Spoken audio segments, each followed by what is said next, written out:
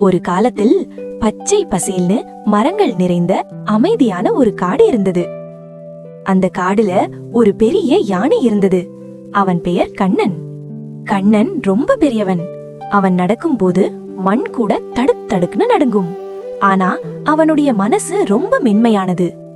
அதே காடுல ஒரு சின்ன எறும்பு இருந்தது. அவளுடைய பெயர் மிட்டி. மிட்டி ரொம்ப சின்னவள். ஆனா அவளுக்கு பயமே கிடையாது. எப்போ பார்த்தாலும் வேலை வேலை வேலை.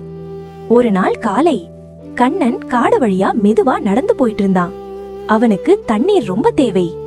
அதே நேரத்துல மிட்டி தன்னோட நண்பர்களுக்காக சின்ன சின்ன உணவுகளை சுமந்து போயிட்டு இருந்தா.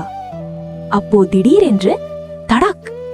கண்ணனோட பெரிய காலு மிட்டி இருந்த இடத்துக்கு ரொம்ப பக்கத்துல வந்துடுச்சு. மிட்டி பயந்து கத்தினாள். ஐயோ, தயவு செய்து கவனமா நடங்க. கண்ணன் உடனே நின்றான். மெதுவா கீழே பார்த்தான். ஓ, நீ இவ்வளவு சின்னவளா இருக்கே சிரிச்சான். மிட்டி கொஞ்சம் கோபமா சொன்னாள். நான் சின்னவளா இருந்தாலும் எனக்கு வாழ்க்கை இருக்கு.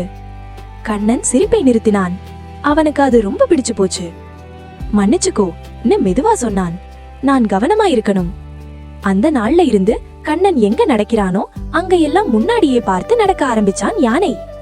ஒரு சில நாட்கள் கழிச்சு ஒரு பெரிய மழை. காடு முழுக்க தண்ணீர் ஓட ஆரம்பிச்சது. மிட்டி தன்னோட எறும்பு கூட்டத்தோட ஒரு சின்ன குடிலுக்குள் இருந்தாள். ஆனா மழை அதிகமாயிடுச்சு. தண்ணீர் குடிலுக்குள் நுழைய ஆரம்பிச்சது. ஒரி! மிட்டி பயந்தாள். யாராவது உதவி செய்யணுமே. அப்போ ப்ரூ!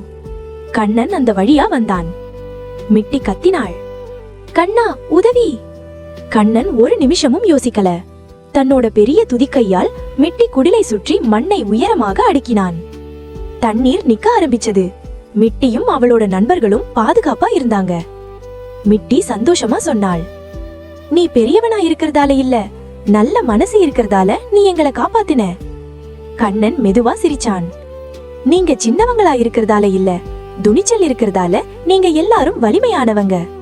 அந்த நாள்ல இருந்து காட்டுல எல்லாரும் சொன்னாங்க, வலிமை அளவுல இல்ல, நல்ல மனசுல இருக்கு. அந்த நாள்தான் யானையும் எறும்பும் நண்பர்களான நாள்.